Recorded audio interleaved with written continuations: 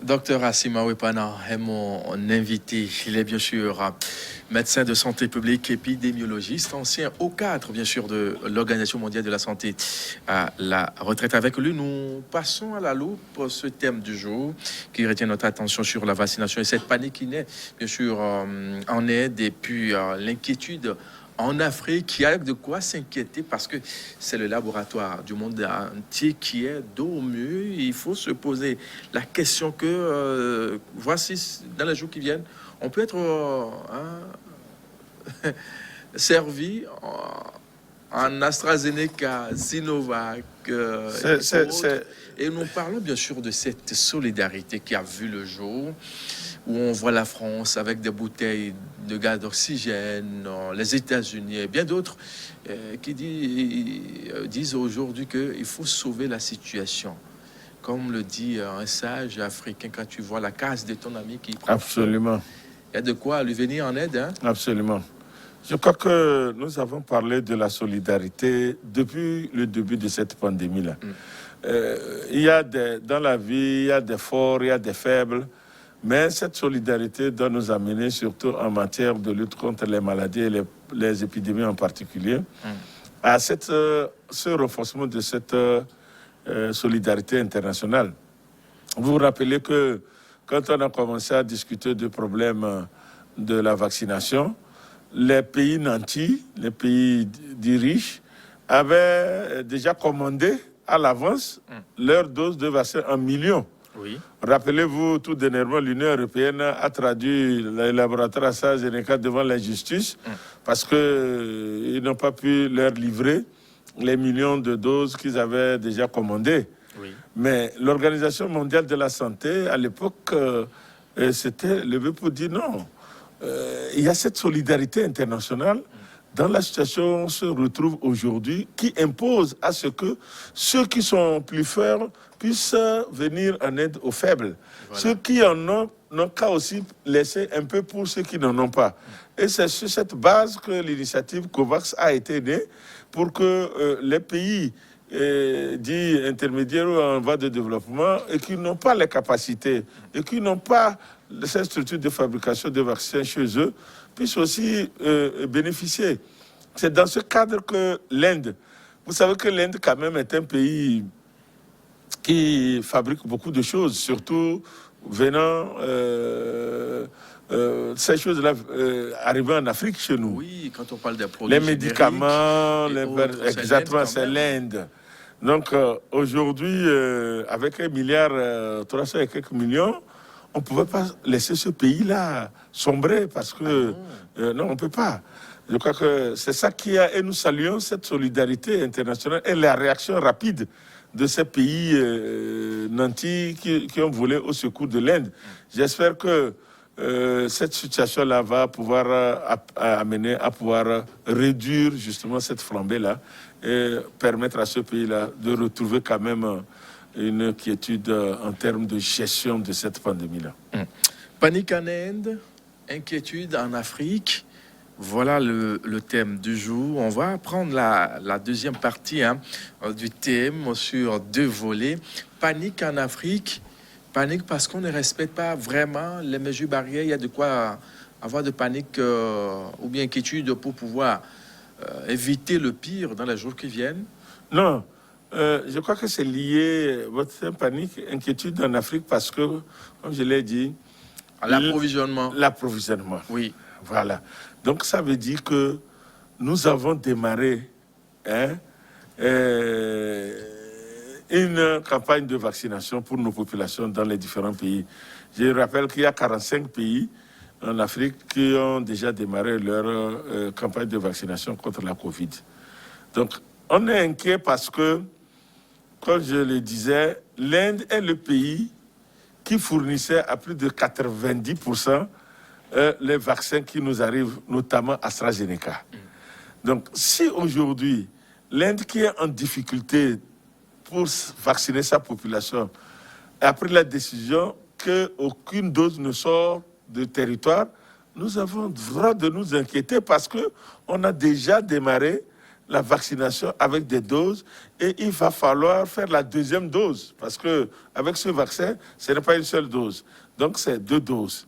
Alors, si les gens qui ont fait ce vaccin-là attendent la deuxième dose et que les pays n'ont pas les vaccins sous la main, c'est quand même préoccupant en ce moment, vous comprenez. Donc, c'est ça qui inquiète et j'espère que d'ici là, une alternative sera trouvée parce qu'il y a d'autres laboratoires qui peuvent fabriquer rapidement et suppléer quand même ce que l'Inde devrait envoyer à nos pays. D'autres laboratoires qui peuvent facilement produire en quantité, mais est-ce qu'ils peuvent le faire en grand nombre comme l'Inde? Aujourd'hui, quand on sait qu'au Togo, Dr Assima Ouepana s'est fait vacciner avec AstraZeneca ainsi que Mathieu, on atteint la deuxième dose 8 semaines, voire 12 semaines après. Est-ce qu'on va être servi à temps? C'est ça les notre commandes, hein, parce qu'on a commandé avec l'autre, il faut une nouvelle structure. Oui, c'est ce que je disais tantôt, Mathieu. C'est ça notre inquiétude. Mais je pense que les organisations mondiales comme Gavi, comme l'OMS, l'UNICEF, sont en train de travailler avec l'Union africaine pour trouver des solutions alternatives, des tours alternatives. Parce que sinon, nous ne pourrons pas tenir dans le calendrier, puisqu'il va falloir faire la deuxième dose. Mais je pense qu'on a commencé le 11 mars. On a encore quand même devant nous quelques semaines. Et nous espérons que dans ce délai-là, les quantités souhaitées pourront nous être livrées pour qu'on procède à l'administration de la deuxième dose. Alors, on sait hein, qu'aujourd'hui, comme vous l'avez dit, 90% des commandes à travers le monde, c'est... Pour l'Afrique. Pour l'Afrique, hein. Pour l'Afrique en particulier. Venait de l'Inde. Venait de l'Inde et aussi dans certains pays du monde entier. Est-ce qu'on n'est pas tenté de voir un peu patiner la campagne de vaccination qui d'autres n'ont pas vraiment adhéré à ce qui est en train d'être fait sur le terrain? Est-ce qu'on n'est pas tenté de dire que dans les jours qui viennent, ça va être un peu délicat, sensibiliser, convaincre encore à nouveau des gens qui vont dire, bon, vous avez vu ce qui se passe, même avec le pays qui produit en quantité, il n'arrive pas, quand sera-t-il bien sûr des autres pays, des petits pays? Bon, je pense que sur le plan pratique, ceux qui ont déjà reçu la première dose, si aujourd'hui, par exemple, nous recevions 200 000 doses d'AstraZeneca, il est clair que ceux qui ont été les premiers à être vaccinés, c'est eux qu'on va prendre d'abord pour faire la deuxième dose. Parce qu'on ne va pas s'amuser à aller faire une dose, et puis on laisse. C'est pour ça que nous disons qu'il est important que les gens puissent se faire vacciner pour que les autorités sanitaires fassent une bonne planification de commandes. Nous savons que le Togo a déjà placé d'autres commandes d'autres types de vaccins. On le sait. Le premier lot est arrivé avec Sinovac. On a commandé également, le gouvernement a commandé un peu de Pfizer. Ils ont commandé également Johnson & Johnson. Donc, nous espérons que ça va arriver pour suppléer quand même pour les nouvelles cibles. Voilà, leur vaccination. Maintenant, pour la deuxième dose, comme je le disais, il y a l'Union africaine, il y a le gouvernement qui font des vidéoconférences, il y a l'OMS, Gavi, il y a l'UNICEF, l'OAS, l'Union africaine, qui sont en train de mutualiser les efforts pour qu'on puisse trouver la quantité nécessaire des premières doses qui ont été administrées pour assurer la deuxième dose. Donc je crois que d'ici, on n'est pas encore, comme je le disais, on n'est pas quand même en train d'accuser un retard parce que si vous prenez le 11 mars, 12 semaines, ça nous amène vers le 11 juin, ça. Vous voyez, non? Mais je pense que jusque-là, une solution sera trouvée. Peut-être qu'on sera tenté de voir dans les jours qui viennent là une affluence dans les vaccinodromes, hein, parce que les gens vont dire, mais avec cette allure, l'Inde, bon, on va aller se faire vacciner, au risque de voir peut-être dans 1 mois, 2 mois, qu'on nous dise de payer maintenant pour se faire vacciner. Mathieu, ce que nous disions il y a quelques semaines se réalise. Il y a des faits qui ne trompent pas. Hein. Ah, mais bien sûr. Nous avions dit sur ce plateau il y a quelques semaines, quelques mois, que la vaccination un jour sera requise. Aujourd'hui, vous savez que dans certains pays, les gens, pour avoir accès à certains lieux publics, vous devez montrer votre carte de vaccination. Oui. Vous voyez, non? En Europe, pour pouvoir avoir accès aux petits cafés, à certains magasins, tout ça là, vous arrivez, vous devez montrer votre carte de vaccination qui montre que bon, et on vous laisse rentrer. Donc, il y a déjà des mesures dans le cadre de la réglementation sanitaire internationale qui s'appliquent. Mieux, les gens sont en train de créer, nous l'avions dit aussi, un passeport vert, où quand vous voulez maintenant aller... Ne nous compliquez pas la tâche. Là. C'est pas nous, c'est pas moi. Ne nous compliquons. Pas, on aura envie mais vous avez vu ce qui se passe actuellement en France, c'est comme ça. Dans d'autres pays d'ailleurs. Moi, j'ai dit... Avec les carnets jaunes, là, oui. Ça n'a pas été facile maintenant avec... Mais ce sera comme ça, parce que c'est comme ça que ça a commencé pour certaines maladies. Oui. Quand vous prenez la fièvre jaune, c'est avec cette chose que le carnet jaune est apparu. C'était obligatoire. Si vous allez dans un pays, vous êtes obligé de montrer votre carnet jaune pour voir que vous êtes à jour. C'est comme ça seulement qu'on peut combattre les maladies qui traversent les frontières. Donc il faut que les gens comprennent que la seule arme qu'on a maintenant, c'est les mesures barrières et puis la vaccination. Mais aucun pays au monde ne veut accepter que, bon, moi, il y a la solution. Maintenant, l'autre n'a pas pu respecter cette solution-là, je vais le laisser venir et venir avec la maladie chez moi. Jamais est venu nous contaminer.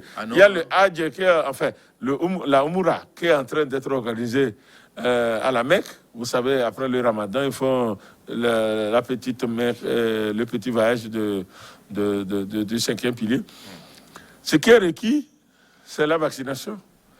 Si vous ne pouvez pas aller à la Umrah, c'est-à-dire le petit pèlerinage qu'on fait après le Ramadan. Si vous n'êtes pas vacciné, vous ne rentrez pas à la Mecque. Vous n'allez pas à la Mecque. Vous n'allez pas à la Mecque. Donc, seront admis à aller à la Mecque pour Umrah ceux qui sont vaccinés. Vous voyez, non? Non, on ne va pas aller à la Mecque, mais quand même, on va faire le tour de certains petits... Deuxième chose, Mathieu, je vais vous dire que... Oui. Regardez bien l'évolution. Vous allez voir que à un certain moment, les gens qui refusent de se faire vacciner aujourd'hui, là, ils vont courir derrière le vaccin, ils ne pourront pas le trouver. Parce que, bon, on va partir à autre chose après. Ouais, et ce serait dommage pour eux parce que, vous savez, aujourd'hui en Europe, ça se fait voir déjà. Donc, les gens qui veulent aller sur certaines places publiques, tout ça là, si tu dois avoir accès, il faut montrer ta carte de vaccination. Tu fais comment? C'est un sérieux problème finalement. Ah oui? Donc, il vaut mieux que les gens consentent. Et puis, nous avons toujours dit que on ne peut pas proposer quelque chose qui n'est pas bon, quelque chose qui n'est pas adapté, quelque chose qui n'est pas correct sur le plan scientifique à la population. C'est pas possible. Docteur Panan, oui. On va aborder le Togo en 2 minutes 30 secondes pour terminer cette émission de ce jour. Alors, on a vu la flambée, on a crié, on a intensifié la sensibilisation. Dans les feux tricolores et ronds-points phares, on a vu des agents et autres personnes qui ont intensifié cette sensibilisation. Et ça a chuté drastiquement. Oui. C'est quand même à féliciter. Hein? Mais c'est ce que je venais de dire. On ne va pas quand même relâcher non plus. Non, il faut que les gens comprennent que lorsque on suit la maladie, il y a un moment où on va dire, bon, ces mesures-là, restrictives surtout, on va pouvoir les amoindrir maintenant. On enlève telle mesure. c'est en ce moment qu'on peut se permettre de faire une activité liée à cette mesure restrictive-là. Mais ce qui va rester, il faut que les gens aussi le sachent. Les mesures barrières clés, à savoir le port de masque, lavage de mains au savon et à l'eau ou à la solution hydroalcoolique, la distanciation sociale lorsque on veut s'asseoir dans un espace un peu confiné et surtout d'éviter d'aller à des attroupements. Ça va rester valide jusqu'à ce que l'épidémie finisse. Oui. Sinon, on va toujours appliquer ces mesures barrières-là. Maintenant, c'est les mesures restrictives qui seront levées selon les cas que la maladie, les nouveaux cas diminuent ou les nouveaux cas augmentent. Oui. Ça, il faut que tout le monde soit conscient par rapport à ça. Maintenant, il est difficile de dire si c'est dans 5 mois, dans 6 mois, dans 1 an. Il est difficile à chacun de le dire. Hein. Ah oui, parce que vous vous rappelez la grippe espagnole de 1918, elle a duré 3 ans. Elle a duré 3 ans. Nous ne souhaitons pas qu'on aille jusque-là. J'espère que le comportement des uns et des autres, les comportements individuels et collectifs, va nous amener quand même à ne pas atteindre 3 ans, c'est-à-dire fin 2022. J'espère. Et j'espère qu'on ne va pas arriver à là. Docteur Asimawe Pana, je rappelle que vous êtes bien sûr médecin de santé publique, c'est bien ça, hein? Oui. Épidémiologiste, Oui. ancien haut fonctionnaire de l'OMS. Quand vous passez ce temps-là, quand on est un peu, on a fait plus de 30 ans de service, là, on se repose comment? On conseille les jeunes ou comment? Oui, bien sûr. Ça, c'est juste... Oui, ça n'a rien avec Covid. Hein. Oui. Oui, non, mais il est conseillé, lorsque on est à la retraite, de ne pas manger, dormir. Voilà. Vous allez augmenter votre chance d'augmenter vos maladies non transmissibles. L'hypertension, le diabète. Vous savez que quand on augmente en âge, surtout quand on arrive à la retraite, Il y a l'obésité. il y a beaucoup de maladies qui commencent à sortir de leur cachette. Donc, il est recommandé de faire des activités. Il faut faire des activités, y compris les activités physiques, sport, etc. Mais surtout aussi de ne pas arrêter les activités intellectuelles. C'est ce que nous essayons de faire. De faire tout le jour. Voilà, donc on est un médecin, on restera médecin, on échange avec les collègues, on apporte des petites solutions à ceux qui sollicitent quand ils sont malades. Et puis bon, on fait des activités aussi sociales, familiales, etc. Ça occupe. Ouais, et ça, c'est très important. Et surtout, il faut savoir que la retraite se planifie le premier jour où on a commencé son travail. Merci bien. Messieurs, merci pour votre fidélité. C'est pour vous, Mathieu. On se retrouve demain pour un autre point de l'actualité sur Covid-19.